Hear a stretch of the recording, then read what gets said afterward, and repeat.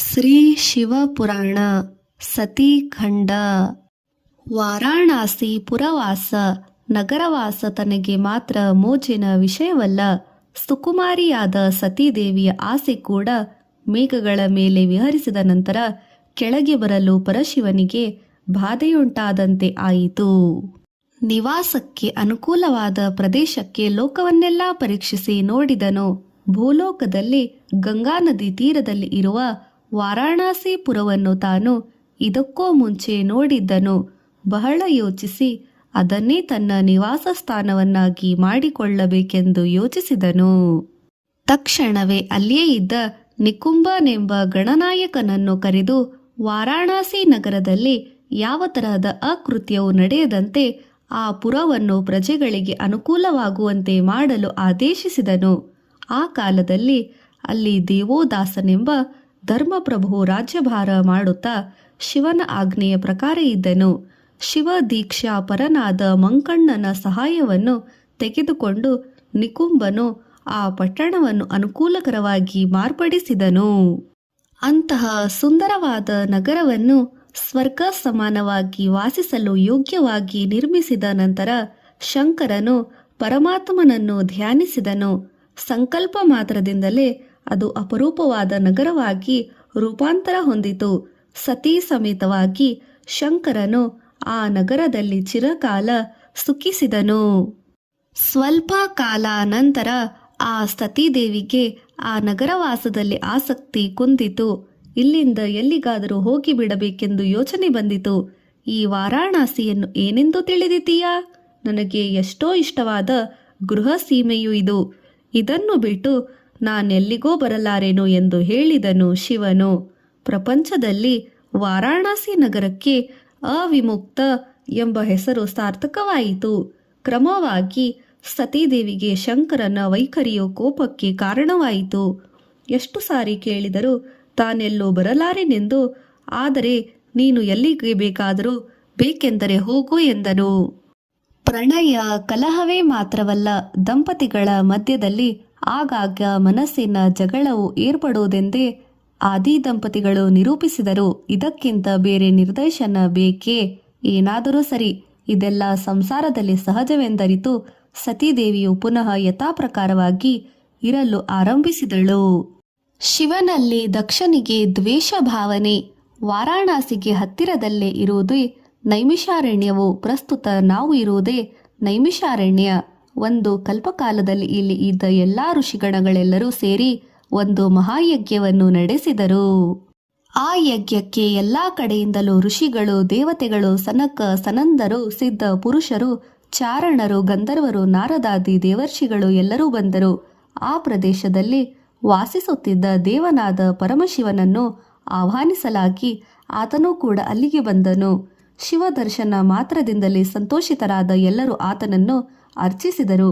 ಎಷ್ಟೋ ಪ್ರಶಾಂತವಾಗಿ ಯಾಗವು ನಡೆಯುತ್ತಿದ್ದಾಗ ಮಹದಾರ್ಭಟ ಮಾಡುತ್ತಾ ಅಲ್ಲಿಗೆ ದಕ್ಷ ಪ್ರಜಾಪತಿ ಪ್ರವೇಶಿಸಿದನು. ಬಂದೊಡನೆ ದಕ್ಷನು ಬ್ರಹ್ಮನಿಗೆ ನಮಸ್ಕರಿಸಿದನು. ಬ್ರಹ್ಮನು ದಕ್ಷ ಪ್ರಜಾಪತಿಯ ತಂದೆ, ವಯಸ್ಸಿನಲ್ಲಿ ಹಿರಿಯನಾದುದರಿಂದ ಗೌರವಂತನಾದುದರಿಂದ ಇತರ ದೇವ ಸಿದ್ಧ ಗಣಗಳೆಲ್ಲರೂ ದಕ್ಷನಿಗೆ ಮರ್ಯಾದಾ ಸೂಚಕವಾಗಿ ಎದ್ದು ನಿಂತರು. ಶಿವನು ಮಾತ್ರ ಎದ್ದು ನಿಲ್ಲಲಿಲ್ಲ. ಅಲ್ಲಿ ಇಲ್ಲಿ ನೋಡುತ್ತಾ ಗಲ್ಲವನ್ನು ಕೆರೆದುಕೊಂಡು ಕುಳಿತಿದ್ದ ಶಿವನನ್ನು ನೋಡಿದ ದಕ್ಷನಿಗೆ ಆತನ ವರ್ತನೆಯು ವಿರೋಧವೆನಿಸಿತು. ಶ್ರೇಷ್ಠವಾದ ದೇವತೆಯರು ಗೌರವಿಸಿದಾಗ ಈತನು ಗೌರವಿಸದಿದ್ದರೆ ದಕ್ಷನಿಗೆ ಕೋಪವು ಉಂಟಾಯಿತು. ಅದು ಬಹಳ ಅವಮಾನವೆನಿಸಿತು. ಯಾರಾದರೂ ಆಗಲಿ ಹಿರಿಯರನ್ನು ಗೌರವಿಸಲೇಬೇಕು. ನಾನು ಬರುತ್ತಲೇ ಪ್ರಜಾಪಿತ ಬ್ರಹ್ಮನಿಗೆ ನಮಸ್ಕರಿಸಲಿಲ್ಲವೇ? ಹಾಗೆ ಮಗಳನ್ನು ಕೊಟ್ಟ ಮಾವನನ್ನು, ಹಿರಿಯನಾದ ನನ್ನನ್ನು ಗೌರವಿಸಬೇಡವೇ ಎನ್ನುವ ಲೌಕಿಕ ಮರ್ಯಾದೆಯನ್ನು ಮಾತ್ರ ದಕ್ಷನು ಅಪೇಕ್ಷಿಸಿದನು.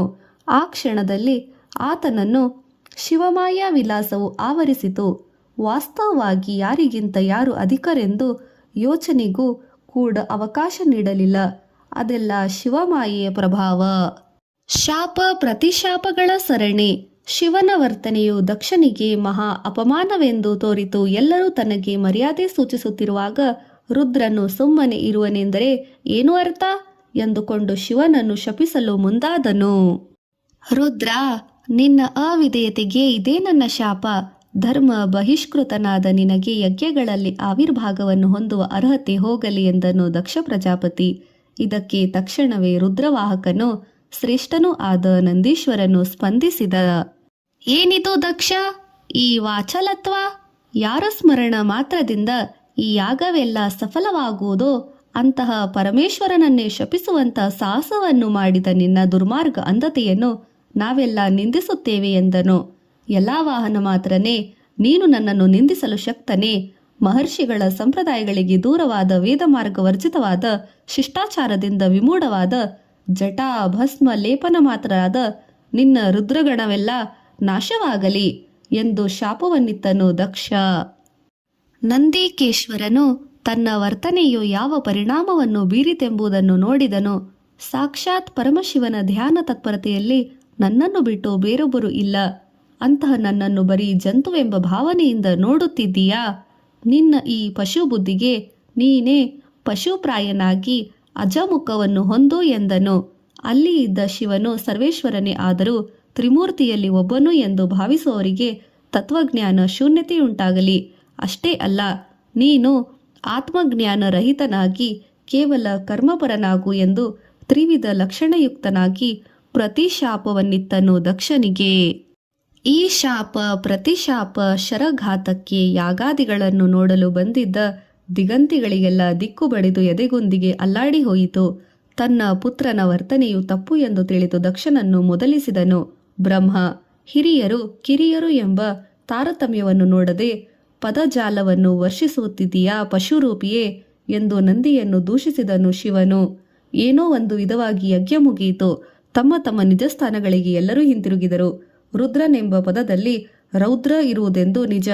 ಆದರೆ ವಾಸ್ತವವಾಗಿ ಶಾಂತ ಸ್ವಭಾವಿಯು ಕರುಣಾ ಸಮುದ್ರನು ಆಗಿರುವ ಶಿವನು, ಆತನು ಅನುಚರರು ಆ ಸಂಗತಿಯನ್ನು ಅಲ್ಲಿಯೇ ಮರೆತು ಹೋದರು. ಆದರೆ ದಕ್ಷನು ಮಾತ್ರ ತನಗೆ ಉಂಟಾದ ಅವಮಾನವನ್ನು ಮರೆಯಲಿಲ್ಲ. ಪರಮೇಶ್ವರನಿಗೆ ಹೇಗಾದರೂ ಮಾಡಿ ಪರಾಭವವನ್ನುಂಟು ಮಾಡಲು ನಿಶ್ಚಯ ಮಾಡಿ ಏನೇನೋ ಆಲೋಚನೆಗಳನ್ನು ಮಾಡುತ್ತಲೇ ಇದ್ದನು. ಸತಿ ಶಿವ ಅದೇ ಕಲ್ಪವು ಜರುಗುತ್ತಿರುವಾಗ ಯುಗಗಳು ಪುನರ್ವರ್ತನೆಯಾಗುತ್ತಾ ಇದ್ದಿತು. ಹಾಗೆ ಇರುವಾಗ ಒಂದಾನೊಂದು ತ್ರೇತಾಯುಗದಲ್ಲಿ ಸತಿ ಶಿವ ದಂಪತಿಗಳು ಉದ್ಯಾನವನದಲ್ಲಿ ವಿಹರಿಸುತ್ತಿರುವಾಗ ವಾನರರು ಸುಗ್ರೀವಾಜ್ಞೆಯ ಪ್ರಕಾರ ಶ್ರೀರಾಮನ ಪತ್ನಿಯಾದ ಸೀತೆಯನ್ನು ಹುಡುಕುತ್ತಾ ಅಲ್ಲಿಗೆ ಬಂದು ರಾಮನು ಚಿಂತಾಕ್ರಾಂತನಾಗಿರುವ ವಿಚಾರವನ್ನು ಹೇಳಿದರು.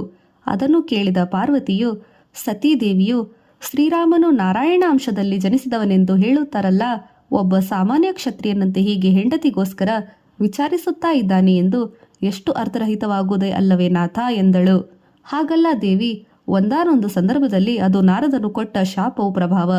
ಪ್ರಪಂಚವು ವೈಷ್ಣವ ಮಾಯಾ ಮಹಿಮೆ ಕಾಣಲೆಂದು ಆದ ಫಲಿತವು ಎಂದನು ಶಿವನು. ಸತೀದೇವಿಯು ನಂಬಲಿಲ್ಲ. ನೋಡಿ ಬರುತ್ತೇನೆಂದಳು. ಬೇಡ ಸತಿ, ವಾಸ್ತವವಾಗಿ ಶ್ರೀರಾಮನು ಹೆಂಡತಿಯ ವಿಯೋಗದಿಂದ ದುಃಖಿತನಾಗಿದ್ದಾನೆ. ಈ ಸಮಯದಲ್ಲಿ ನೀನು ಹೋದರೆ ಪರಾಭವವನ್ನು ಅನುಭವಿಸುತ್ತೀಯಾ ಎಂದು ಎಚ್ಚರಿಸಿದರೂ ಅದನ್ನು ಗಮನಿಸದೆ ಸತೀದೇವಿಯು ಹೊರಟು ಹೋದಳು. ದಾರಿಯಲ್ಲಿ ತನ್ನ ಆಲೋಚನೆಯನ್ನು ಬದಲಾಯಿಸಿ ತಾನೇ ಸೀತಾದೇವಿಯ ರೂಪ ಧರಿಸಿ ಶ್ರೀರಾಮನನ್ನು ಪರೀಕ್ಷಿಸಬೇಕೆಂದು ಸಂಕಲ್ಪಿಸಿದಳು. ಆಕೆಯನ್ನು ನೋಡಿದೊಡನೆ ಶ್ರೀರಾಮನು ಒಂದೇ ಒಂದು ಮಾತನ್ನು ಅಂದನು. ದೈವ ಮಾಯೆಯೋ ರಾಕ್ಷಸ ಸಮಾಮಾಯೆಯೋ ಯಾವುದೂ ಅಲ್ಲ ತಾಯಿ. ಅಮ್ಮ ದಾಕ್ಷಾಯಣಿ, ನಿನಗೆ ನಮಸ್ಕಾರ. ಶಿವನ ಪತ್ನಿಯಾಗಿಯೂ ಈ ಸೀತೆಯ ವೇಷವೇಕೆ? ಈ ಮಾತನ್ನು ಕೇಳಿದ ತಕ್ಷಣವೇ ಅಲ್ಲಿಂದ ಅಂತರ್ಧಾನಳಾದಳು ಸತೀದೇವಿ. ಇದೆಲ್ಲವನ್ನು ದಿವ್ಯ ದೃಷ್ಟಿಯಿಂದ ನೋಡಿದ ಸರ್ವೇಶ್ವರನು ಏನೋ ಗೊತ್ತಿಲ್ಲದವನಂತೆ ನಟಿಸಿ ರಾಮ ಪರಾಮರ್ಶನೆ ಏನಾಯಿತು ಎಂದು ಕೇಳಿದನು. ಖಿನ್ನ ಮುಖದೊಂದು ಗೂಡಿದ ಸತೀದೇವಿಯು ಏನೂ ಮಾತನಾಡದೆ ಹೊರಟು ಹೋದಳು. ಶಿವನು, ಅರೆ, ಈ ಸ್ತ್ರೀಯು ಎಷ್ಟು ಮಟ್ಟಿನವಳು? ಸರ್ವಸಾಕ್ಷಿಯಾದ ಸರ್ವವ್ಯಾಪಿಯಾದ ನನ್ನ ಮಾಯೆಯನ್ನೇ ತಿಳಿಯಲಿಲ್ಲ ಈ ಮಾನಿನಿಯು. ಸ್ತ್ರೀಯರಿಗೆ ಅಬದ್ಧ ಕ್ರಿಯೆಯು ಸಹಜ ಲಕ್ಷಣವಾಗಿ ಪರಿಣಮಿಸುವುದು. ಆದರೆ ಗಂಡನಾದ ನನ್ನ ಹತ್ತಿರವೇ ಇದನ್ನು ಪ್ರಯತ್ನಿಸಿದ ಸತಿ, ಮಹಾತಾಯಿ, ಇಂದಿನಿಂದ ನೀನು ನನಗೆ ಹೆಂಡತಿಯಾಗಲಾರೆ. ಗಂಡನಿಗೆ ಸಮಾನಳಾದವಳು ತ್ರಿಮೂರ್ತಿಯರಲ್ಲೊಬ್ಬನಾದ ನಾನು ಬೇರೆ ರೂಪದಲ್ಲಿ ಇದ್ದರೂ ನನ್ನಲ್ಲಿ ಯಾವ ಭೇದವೂ ಇಲ್ಲ. ನಾರಾಯಣನು ನಿನ್ನನ್ನು ಹಾಗೆ ಕರೆದ ಮೇಲೆ ನನ್ನ ಸಂಬೋಧನೆ ಬೇರೆ ವಿಧವಾಗಿ ಯಾತಕ್ಕೆ ಇರಬೇಕು? ನಿನಗೆ ನಾನು ಗಂಡ ಅಲ್ಲ ಎಂದುಕೊಂಡು ಎಷ್ಟೋ ಮನಸ್ಸಿನಲ್ಲಿ ವೇದನೆ ಪಟ್ಟು ಶಾಪವೇ ಇರಬಹುದು, ಶಾಪವಲ್ಲದೆ ಇರಬಹುದು ಎನ್ನುತ್ತಾ ಮಾತನಾಡಿ ತಪೋನಿಷ್ಠತೆಯಲ್ಲಿ ಮುಳುಗಿ ಹೋದನು ಶಿವನು. ಹೀಗೆ ನಡೆಯುತ್ತಿದ್ದಾಗ ಸ್ವಲ್ಪ ಕಾಲದ ನಂತರ ಈ ಪ್ರಕಾರವಾಗಿ ಜರುಗಿದ ಪ್ರಸಂಗದಿಂದಾಗಿ ಪರಮಶಿವನು ಆಕೆಯಿಂದ ಕಾಮ ವಿಮುಖನಾಗಿ ನಿಶ್ಚಲ ಮನಸ್ಸಿನಿಂದ ನಿಜವಾಗಿ ತಪಸ್ಸನ್ನು ಆಚರಿಸುತ್ತಿರುವುದನ್ನು ನೋಡಿದ ಸತೀದೇವಿಯು ವಿಕಲ ಮನಸ್ಕಳಾದಳು. ತಿಳಿದೆಯೋ ಮಾಡಿದ ತನ್ನ ತಪ್ಪನ್ನು ಕ್ಷಮಿಸಬೇಕೆಂದು ಕೇಳಿಕೊಂಡಳು. ಸತ್ಯ ನಿಷ್ಠೆಯನ್ನು ತಪ್ಪಿದ ಯಾರಿಗಾದರೂ ಕ್ಷಮೆ ಇರುವುದಾದರೂ ಉಮೆಯಾಗಿ ನನ್ನ ಹೆಂಡತಿಯಾಗಿ ನನ್ನನ್ನೇ ಯಾಮಾರಿಸಲು ನೋಡಿದ ನಿನ್ನನ್ನು ಕ್ಷಮಿಸುವೆನು ಎಂದನು ಉಮಾಪತಿ. ಹೀಗೆ ದಿನದಿನಕ್ಕೆ ಸತೀದೇವಿಯ ಭಯವು ಅಧಿಕಗೊಂಡಿತು. ಆಕೆಯ ಮನೋವೇದನೆಯನ್ನು ಕಂಡ ಅಶರೀರವಾಣಿಯು, ಸತಿ, ನಿನ್ನ ಪತಿವ್ರತಾ ಧರ್ಮಾಚರಣೆ ಏನಾಯಿತು?